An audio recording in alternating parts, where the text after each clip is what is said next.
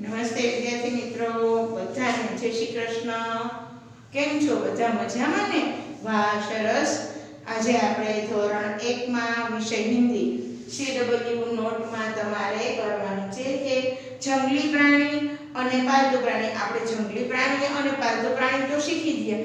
તમે કહેશો ટીચર જંગલી પ્રાણી શેર, હાથી, પછી તો આપણે આવશે ચિત્તા, પછી છે કે અહીંયા છે લોમડી. આ બધા તમારે જંગલી પ્રાણીઓ છે. જંગલી પ્રાણી કોને કહેવાય? તો કે જે હિંસક અને જંગલમાં રહે છે એને આપણે જંગલી પ્રાણી કહીએ. હવે કે છે પાલતુ પ્રાણી, તો પાલતુ પ્રાણી ગાય, ભેંસ, કૂતરા, બકરી, ઊંટ, હાથી. હાથી પણ જંગલી અને પાલતુ, કારણ કે એ શાકાહારી છે, માંસ ખાતો નથી, એટલે એ પાલતુ પ્રાણીમાં પણ આવે અને શાકાહારી પ્રાણીમાં આવે. ઘોડો છે, ઊંટ, કૂતરા, આ બધા છે એ પાલતુ પ્રાણી છે. તો આજે આપણે તમને જંગલી પ્રાણી અને પાલતુ પ્રાણીને તમને શીખવાડ્યા હતા કે જંગલી પ્રાણીઓ અને પાલતુ પ્રાણી આપણે લખીએ છીએ. આજે એમાંથી આપણે શું કરવાનું છે કે જંગલી પ્રાણી અને પાલતુ પ્રાણી છે એ બધા ભેગા કરી દીધા છે. એને આપણે વર્ગીકરણ એટલે છૂટા પાડવાના છે. તમને કે જંગલી પ્રાણી અને પાલતુ પ્રાણીઓનું છૂટા પાડો અથવા તો વર્ગીકરણ કરો, તો તમારે આમાં બધા સાથે લખેલા છે તો તમારે એમાંથી ગોતી અને પેલા આ સાઈડ બધા પાલતુ પ્રાણી લખી લેવાના અને આ બાજુ તમારે જંગલી પ્રાણી. તો આજે આપણે જોશું કે કયા જંગલી પ્રાણીઓ છે અને કયા પાલતુ પ્રાણી છે. તો આપણે શું કરવાનું છે, તો દરેકે જંગલી પ્રાણીનું આપણે પહેલા વર્ગીકરણ કરી લેવાનું છે, એટલે કે આપણે છૂટા પાડવાના છે અને પછી આપણે પાલતુ પ્રાણી લખવાના છે. તો આપણે અહીંયા જોઈએ છીએ ગાય છે, તો ગાય છે એ શું છે? તો ગાય છે એ પાલતુ પ્રાણી છે, કારણ કે એને આપણે પાળીએ છીએ, એ ઘાસ ખાય છે. ગાય આપણને દૂધ આપે છે, કારણ કે એનાથી આપણે પીતા નથી, કારણ કે એ આપણને આપણો શિકાર કરી શકતી નથી અને એ એક આપણું પાલતુ પ્રાણી છે, કારણ કે આપણે એને ઘરે પાળેલી છે. ગાય આપણને દૂધ આપે છે. ગાયનું દૂધ સરસ મજાનું આપણને કેવું લાગે છે? તો કે ગાયનું દૂધ મીઠું લાગે છે. ગાય આપણે શું કહે છે? ગાયને આપણી માતા કહીએ છીએ, કારણ કે ગાયમાં 33 કરોડ દેવતાઓનો વાસ રહેલો છે. એટલે ગાય છે એ શું છે? તો કે ગાય છે એ પાલતુ પ્રાણી છે. તો આપણે અહીંયા લખવાનું છે કે ગાય. તો ગાય છે એને આપણે વર્ગીકરણમાં પાલતુ પ્રાણીમાં લખીએ. તો અહીંયા આપણે છે તમારે ગાય પાલતુ પ્રાણી, તો આ આપણે વર્ગીકરણમાં લખશું ગાય. તો અહીંયા લખવાનું ગાય. હવે છે ગાય પછી શું છે? જુઓ, આપણે એને વર્ગીકરણ એને છૂટા પાડવાના છે. આ બધું ભેગું લખેલું છે. પછી સિંહ. સિંહ છે એને શેર પણ કહી શકાય છે. એના બે નામ છે. હિન્દીમાં સિંહ પણ બોલી શકાય છે અને શેર પણ કહે. જો અહીંયા સિંહ લખેલું છે એની જગ્યાએ શેર હોય તો પણ આપણે ક્યાં લખશું? જંગલી પ્રાણીમાં, કારણ કે સિંહ છે એ તો શું છે આપણે બધાને ખબર છે. જો બધા બાળકો બોલવા માંડ્યા કે સિંહ છે એ તો જંગલનો રાજા છે અને એ તો બધાને મારીને ખાઈ જાય. એ તો હિંસક પ્રાણી છે, કારણ કે સિંહને તો મોટી શું છે? કેસવાળી છે અને સિંહને આપણે જોઈએ તો આપણે તો ડરી જઈએ. તો શું આ કહેવાય છે? સિંહ છે એ જંગલી પ્રાણી છે. સિંહના જો એક પંજામાં આવી જાય તો માણસ મરી જાય. અને આ સિંહ છે ક્યાં રહે છે? તો કે સિંહ છે જંગલમાં રહે છે. તો સિંહમાં આપણે લખશું જંગલી પ્રાણી. તો અહીંયા સિંહ. તો સિંહ છે એમાં શેર લખેલું હોય તોય પણ આપણે એને સિંહ અને શેર એના બે નામ છે હિન્દીમાં. હવે કે છે બેલ. બેલ એટલે શું ખબર છે તમને? હા, જો બધાને ખબર પડી ગઈ. બેલ એટલે બળદ. બળદ છે ઈ કેવું પ્રાણી કહેવાય? તો કે પાલતુ પ્રાણી. બળદ શેમાં ઉપયોગી છે? તો કે ખેતી કામમાં ઉપયોગી છે. જો બળદ હોય નહીં તો ખેતી આપણે થઈ શકે નહીં. બળદ છે એને ખેડૂતનો સાથી કહેવામાં આવે છે, એનો પુત્ર કહેવામાં આવે છે. એટલે બેલ છે એ આપણે ક્યાં લખશું? તો કે પાલતુ પ્રાણીમાં. તો અહીંયા આપણે લખવાનું છે બેલ. બેલ એટલે બળદ. હિન્દીમાં આપણે એને શું કહીએ? બેલ. અને ગુજરાતીમાં એને બળદ કહેવાય. હવે છે કે ચિત્તો. ઓહો, જો શું ચિત્તાનું નામ પડ્યું. ચિત્તો કેવો હોય છે એનું શરીર? તો કે ચિત્તો છે ચટપટા એને ટપકા આવેલા છે અને તો ઝડપથી દોડી અને હિંસક પ્રાણીઓ છે તો નાના નાના પ્રાણીઓને મારીને ખાઈ જાય છે અને તો જંગલમાં રહે છે. તો ચિત્તો છે એની ઝડપ દોડવામાં ખૂબ જ હોય છે. તો અહીંયા શું લખશું આપણે? તો ઈ પણ શું છે? તો ઈ આવશે અહીંયા જંગલી પ્રાણીમાં. તો તમારે અહીંયા લખવાનું છે ચિત્તા. તો ચિત્તા છે એ જંગલી પ્રાણી છે. તો આપણે એને વર્ગીકરણમાં લખ્યું. હવે ઊંટ. તો ઊંટ છે એ તો પાલતુ પ્રાણી છે કારણ કે એ ભાર વહન માટે ખૂબ જ ઉપયોગી છે. જો ઘણા બધા જે ગાડીઓ પહેલા ન હતી ત્યારે ઊંટ ગાડીથી આપણે માલ સામાનની હેરફેર કરી શકતા. તો ઊંટ છે એ પાલતુ પ્રાણી છે. તો આપણે અહીંયા લખવાનું છે ઊંટ.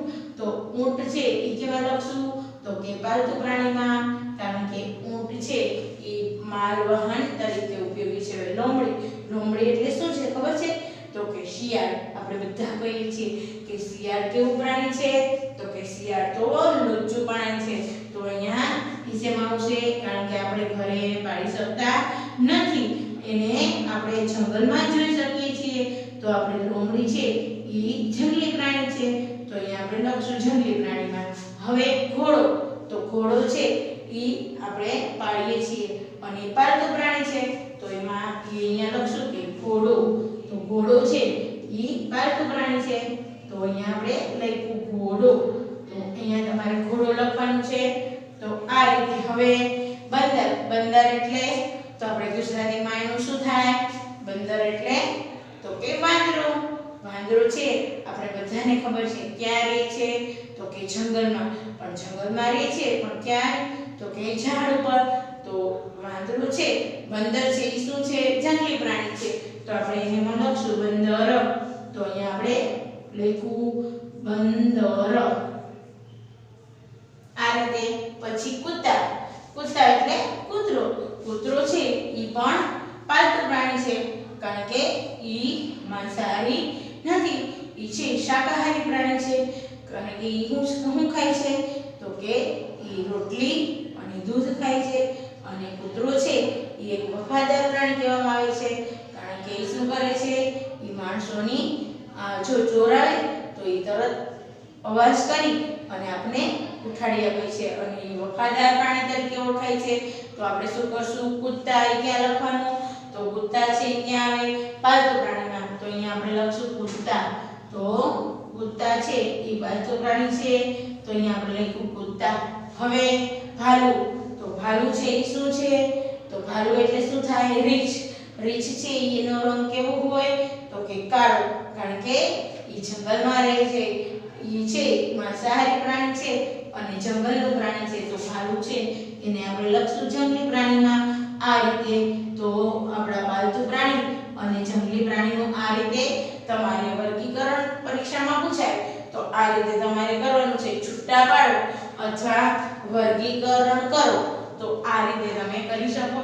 અહીંયા પાલતુ પ્રાણી, આ રીતે જંગલી પ્રાણી. તો પાલતુ પ્રાણીમાં કોણ આવ્યું?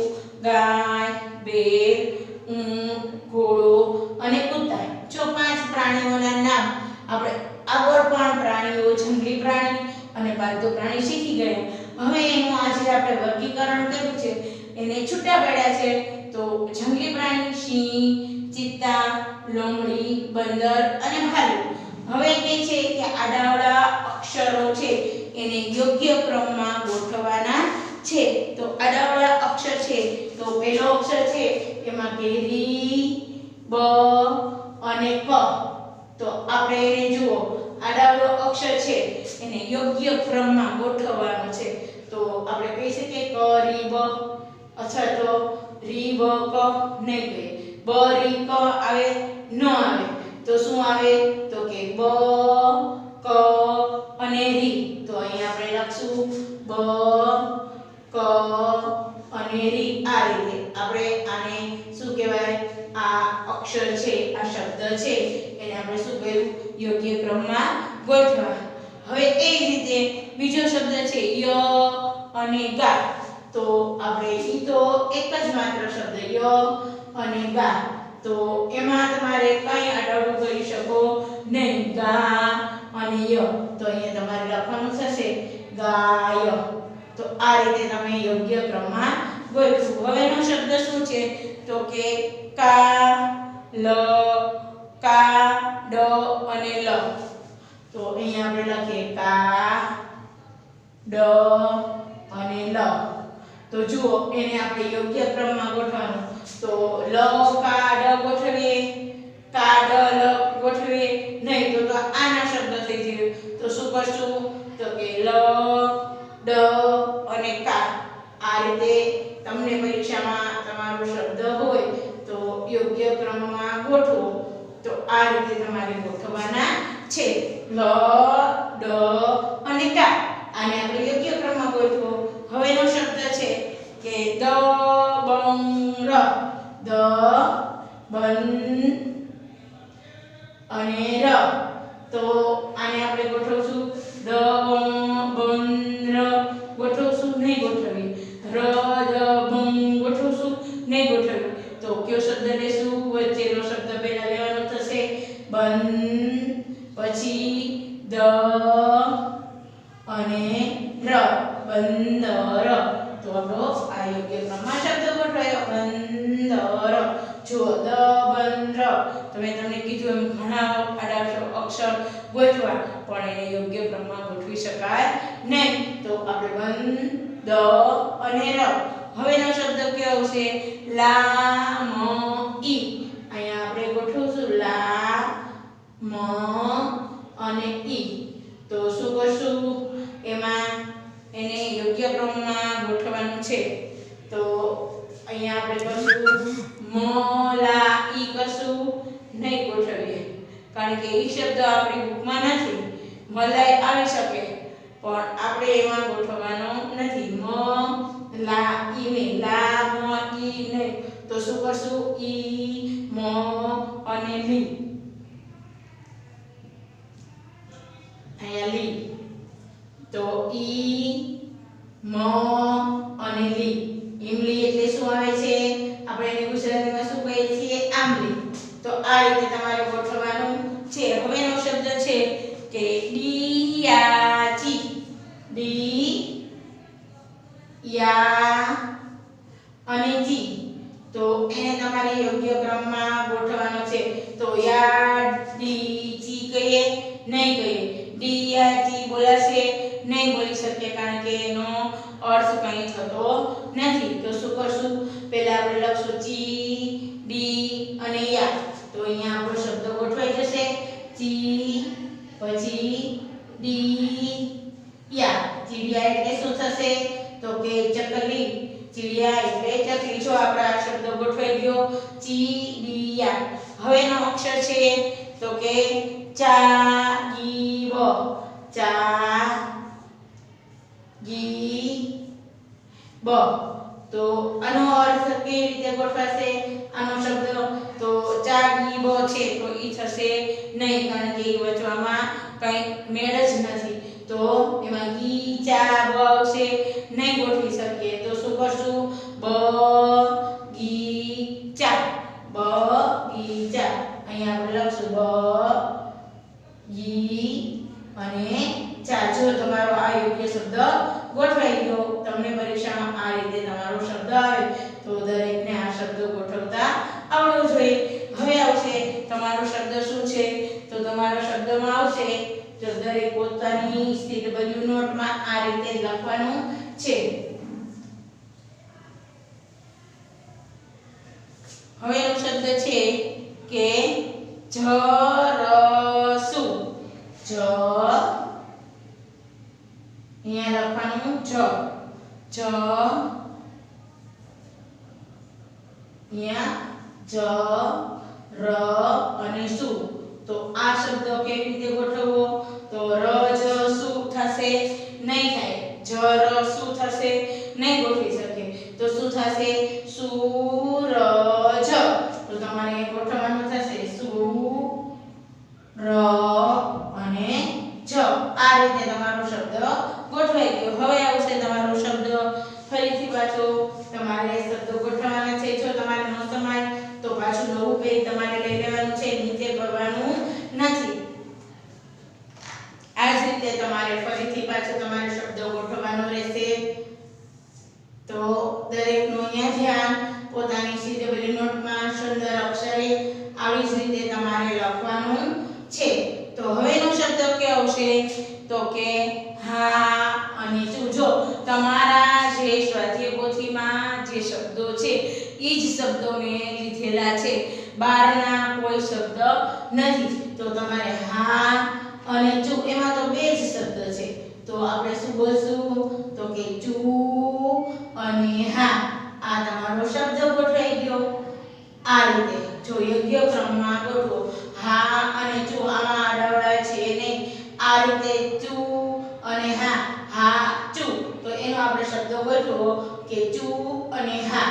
તો આ રીતે તમારો શબ્દ ગોઠવાઈ ગયો.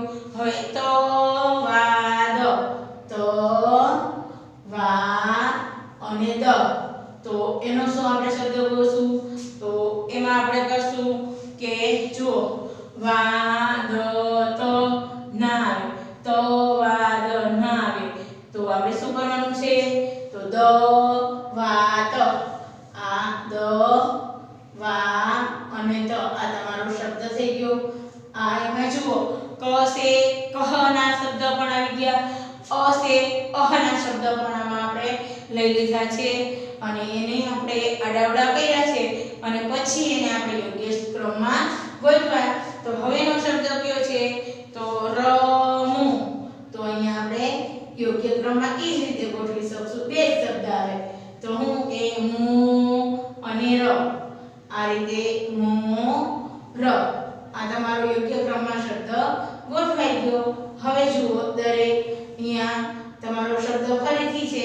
કયો શબ્દ છે? તો એમાં છે લાગુબ. લા અહીંયા ગુ અને બ. તો કયો શબ્દ કરશો? તો અહીંયા ગુલા અને બ. બ ગુલા, ગુલાબ. તો આપણે કયો શબ્દ લખશું? ગુલા અને બ. બગુલા પણ થઈ શકે અને ગુલાબ પણ થઈ શકે.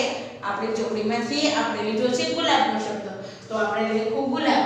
હવે તમારો શબ્દ કયો આવશે? તો અહીંયા યોગ્ય ક્રમમાં ગોઠવવાનો શબ્દ છે. કયો શબ્દ છે? તો કે માટરટ. મા ટ ર અને ટ. તો આપણો શબ્દ કયો? તો કે ટમાં રટ લખશું, નહીં બોલી શકીએ. માટરટ લખશું, નહીં લખી શકીએ. તો કે ટ મા ટ અને ર. તો તમારો આ શબ્દ લખો દરેક. ટ ટ